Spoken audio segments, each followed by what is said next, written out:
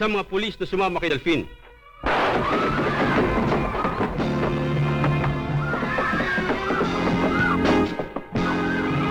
Halika kayo sa loob.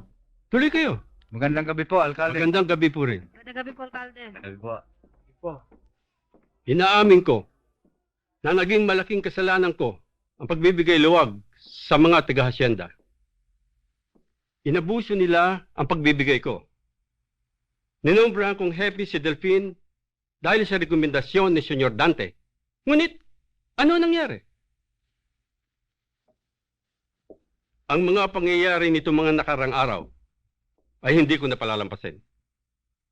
Oo nga, malaki ang naitutulong ng hasyenda sa munisipyo. Ngunit hindi ko ipagpapalit ang karapatan ng taong bayan sa salapi na ibinibis na hasyenda. Alam niyo naman na sa hepe ay tinanggal ko na sa kanyang tungkulin dahil sa nagiging malapit siya sa mga taga-hasyenda. At ang ipapalit ko sa kanya ay sa enteng na matagal nang nanunungkulan dito sa ating bayan.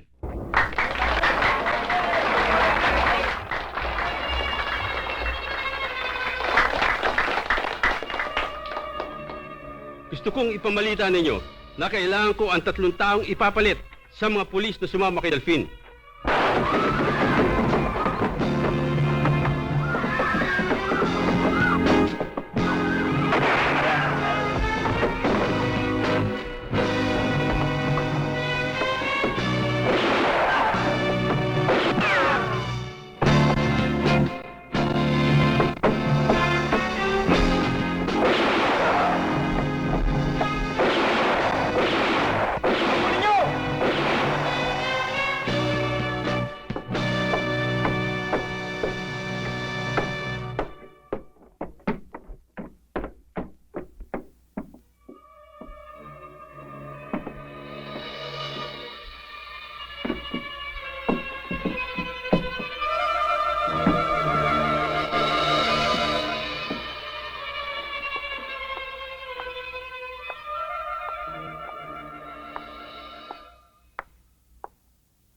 Mahirap magparatang.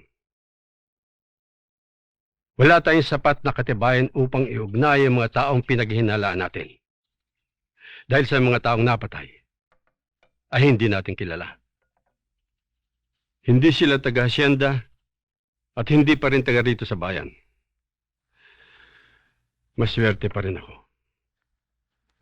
Marahil ang balang ukol sa akin ay siyang pumatay kay Enteng.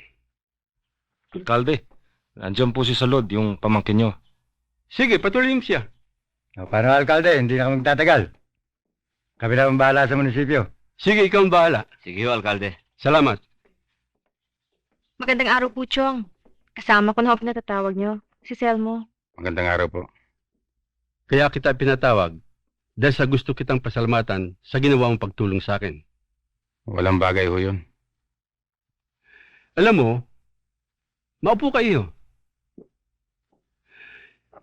Pinag-isip mo ko, Selmo. Ang sabi mo sa akin, ikaw ay isang sakada. Pero magaling kang gumamit ng baril. Natutuho ako sa isang taong marunong sa mga sandata. Maiba ako. Kung sakaling magkakaroon ka ng pangangailangan, huwag kang mag-atubiling lumapit sa akin. Kung meron akong magagawa, hindi ka magdadalawang salita. Salamat ho.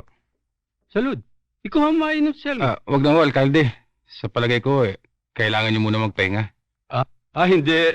Kayang-kaya ko ito. Siya nga naman ho, Chong. Kailangan na ho niya magpahinga. O di, kayang bahala. Sige ho, aalis na ho kami. Sige ho. At huwag mong kalilimutan yung sinabi ko sa'yo. Oo.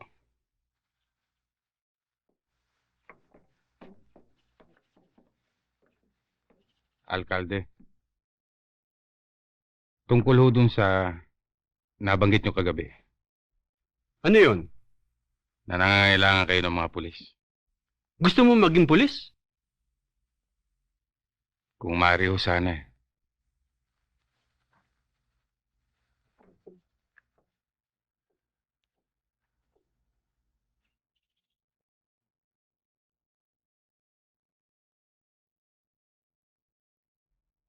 Ikaw ay hindi taga rito?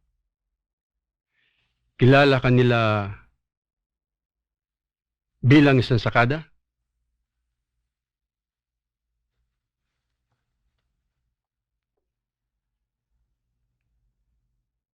Sa tingin ko, mabibigyan kita ng pwesto.